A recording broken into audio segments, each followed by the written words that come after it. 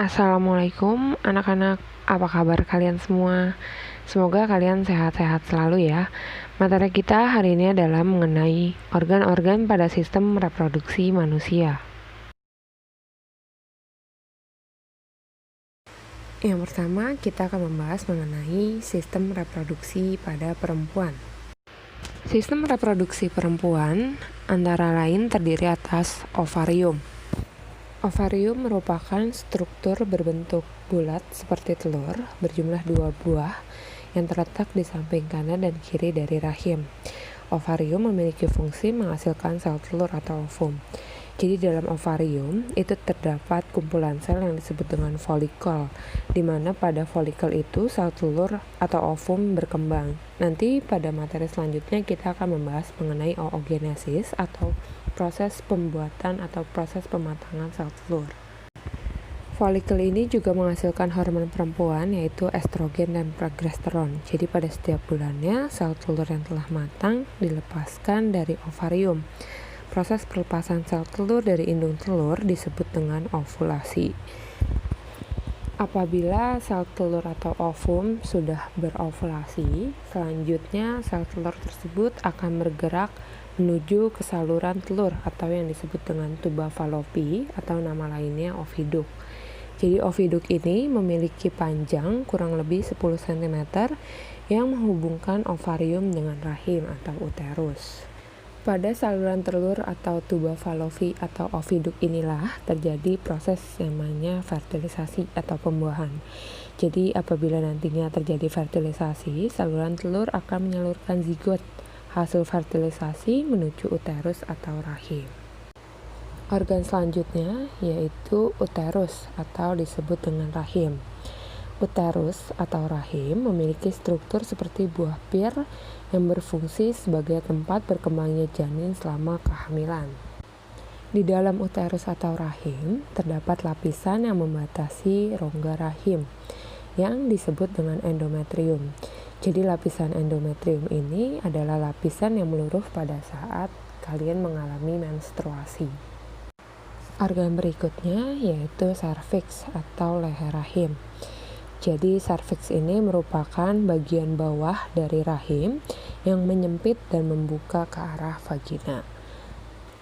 Organ terakhir yaitu vagina. Vagina merupakan saluran yang menghubungkan lingkungan luar dengan rahim. Vagina berfungsi sebagai saluran untuk aliran darah menstruasi dari rahim atau sebagai jalan lahirnya bayi apabila terjadi kehamilan pada perempuan. Selanjutnya, kita akan membahas mengenai sistem reproduksi pada laki-laki. Jadi untuk laki-laki itu terdapat alat reproduksi bagian dalam dan alat reproduksi bagian luar. Alat reproduksi luar merupakan alat reproduksi yang terletak pada bagian luar tubuh dan dapat diamati secara langsung. Terdiri dari penis yang berfungsi sebagai saluran kencing atau urin dan saluran sperma, dan skrotum. Skrotum merupakan bagian seperti kantong yang di dalamnya terdapat testis. Skrotum berfungsi menjaga suhu testis agar sesuai untuk produksi sperma. Selanjutnya, alat reproduksi dalam merupakan alat reproduksi yang terletak pada bagian dalam tubuh. Jadi pada alat reproduksi dalam tidak dapat diamati secara langsung. Alat reproduksi dalam terdiri antara lain dari testis, saluran sperma, uretra, dan kelenjar reproduksi. Testis merupakan organ reproduksi yang berbentuk bulat telur berjumlah 2 buah atau 1 pasang yang terdapat di dalam skrotum. Jadi pada testis ini akan diproduksi sel sperma dan hormon testosteron. Untuk sel sperma sendiri prosesnya adalah spermatogenesis. Spermatogenesis nanti akan kita bahas lebih lanjut di materi berikutnya.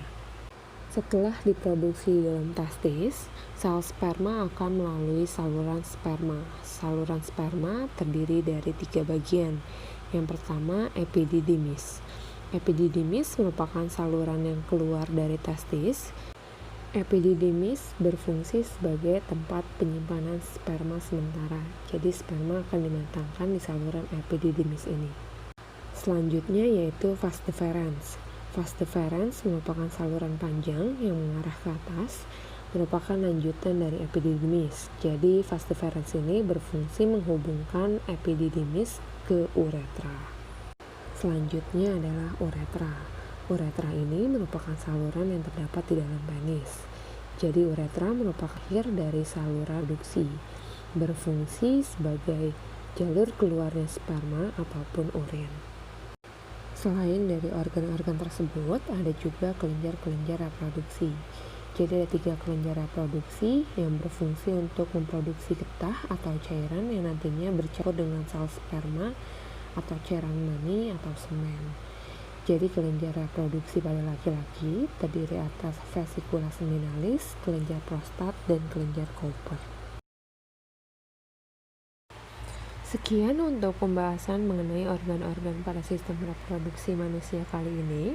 Setelah kalian memahami struktur serta fungsi dari sistem reproduksi manusia, tugas kalian saat ini adalah menjaga kesehatan organ-organ reproduksi kalian masing-masing.